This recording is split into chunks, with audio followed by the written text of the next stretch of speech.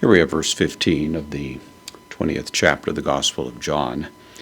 Mary is perplexed. She's just had a brief conversation with these two men dressed in white, evidently angels within the tomb, but she's still not quite put it all together yet. And turning around, she, of course, sees now this character that she doesn't recognize, who will turn out to be Jesus himself.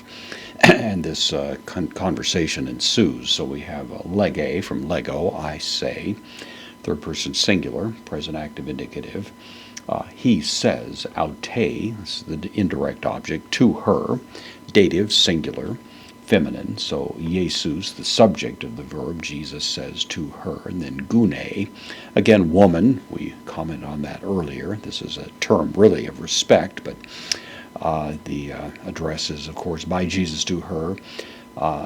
So woman, te, can be what or why.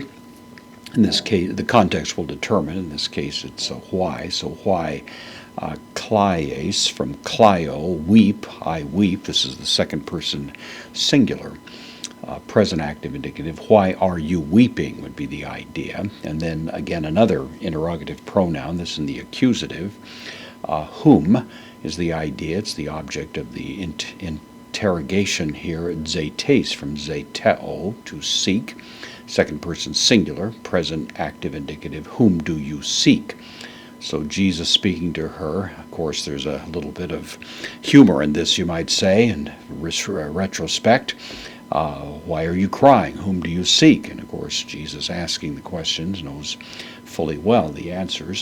So akene, demonstrative pronoun, that, it's the feminine, nominative, so that one, referring to Mary, that one thinking. This is a participle from dokeo, I think or I seem is the idea. Here it's the participle modifying her, so it's in the nominative, feminine, singular. So present participle, so she, that one thinking, hoti, means that in this context, ho, and then kepuros, the gardener, is a word for gardener, derived from the word for garden itself, so thinking that the gardener, esten, it is, third person singular, present active indicative, thinking that it is the gardener, lege, the same word that we had up here, says, auto, to him, dative singular, masculine, curie, meaning here a term of respect, sir, it's the way it's normally rendered, a, takes the indicative, if, and then su, and of course the addition of this would add a bit of emphasis, if you, and then ebastasas, this is the aorist, second person singular, aorist active indicative, if you, and the word means to carry away, bastadzo, to carry away, something like iro, would be a little bit more emphatic, if you have carried away, and then the direct object, auton, him, the masculine accusative singular, if you have carried him away, epe, this is the second person singular, it's the imperative, so tell, speak to me, tell me, epe from lego, I say, this is the second aorist verb, of course, tell me, pu, indeclinable adverb, ethekos from tithemi, to place or to put, second person singular, this is the aorist active indicative, so tell me where you have placed auton, the direct object of the verb, where you have placed him, kago, combination of kai and ago and I, auton, same thing, this is the direct object, now it's the masculine singular